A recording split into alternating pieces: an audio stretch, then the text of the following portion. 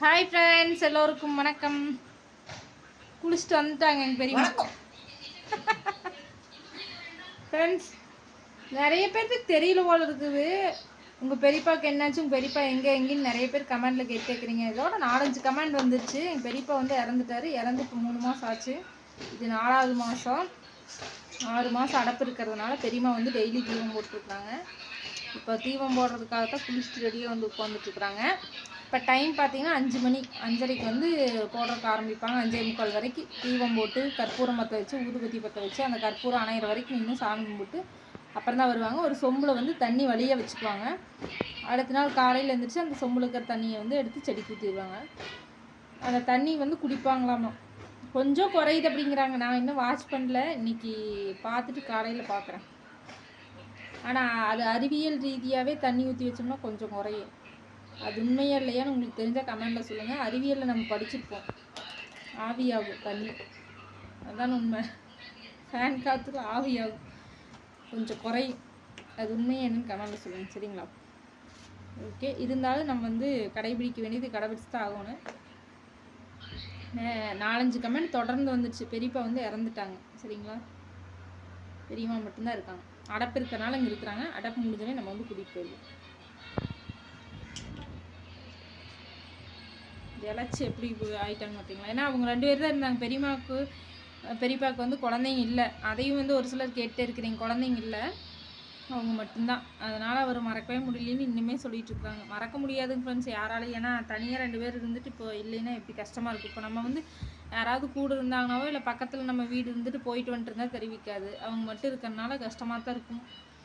அப்புறம் 6 மாதம் நான்வெஜ் சமைக்கக்கூடாது. அதனால் வெஜிடபிள் பிரியாணி கேட்டாங்க, செஞ்சு கொண்டு வாங்கன்னு சொன்னாங்க. அதனால் இன்றைக்கி வந்து செஞ்சு கொடுத்தாச்சு. நாளைக்கு ஏதாவது பருப்பு ரசம் செஞ்சு சாப்பிட்டு ஈவினிங் வரைக்கும் இருந்துட்டு ஊருக்கு கிளம்பிடுவேன். இனிமேல் வாரம் முடிஞ்ச அளவுக்கு வந்து பார்க்கணும் ஃப்ரெண்ட்ஸ். ஏன்னா கேட்டுகிட்டே இருக்கிற அப்படி வரீங்களான்னு பாவமாக இருக்குது. லீவ்லேயும் வந்து இருக்க முடியல. அதனால் வந்து பார்த்துட்டு போயிட்டு இருந்தேன். சீக்கிரமாக 3 மாதம் முடிஞ்சிச்சுன்னா அப்புறம் பிரச்சனை இல்லை. பார்ப்போம். ஆனால் ஏதோ பேசுங்க, பேசுங்க. ஏங்க பேசுறதுங்களா? பேசுங்க.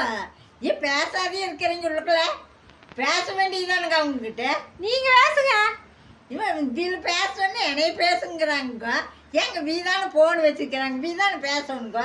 நான் பேசுறதுங்களாம்மா? ஏண்டா ஃபோன் இல்லைன்னா நீங்கள் பேச மாட்டீங்களா? நாங்களாம் பேச மாட்டோங்க. ஃபோன்காரர் தான் பேசணுங்க.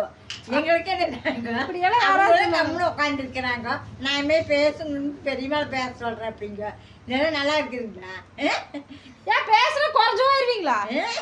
ஆமாம், பேசுனா நான் குறைஞ்சு போயிட மாட்டேங்களா? அதான் இப்போ குறைஞ்சு போயிருவீங்களான்னு கேட்குறாங்க. நாய்ங்களா?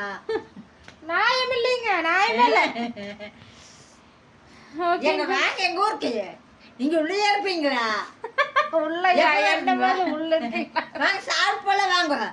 போனுக்குள்ள நீங்க குடியிருக்கீங்க. தங்கச்சி உள்ள சாப்பாடு செஞ்சுட்டு சாப்பிட்டு அப்புறமா போல வாங்க. லட்சக்கணக்கான பேர் உள்ள குடியிருக்கிறீங்க.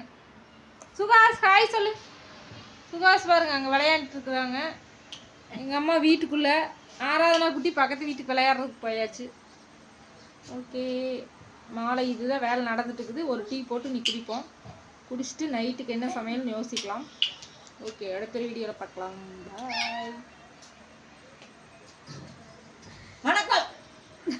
பெரியப்பாக்கு நாங்கள் சாமி கும்பிட போகிறோம். லேட்டாச்சு.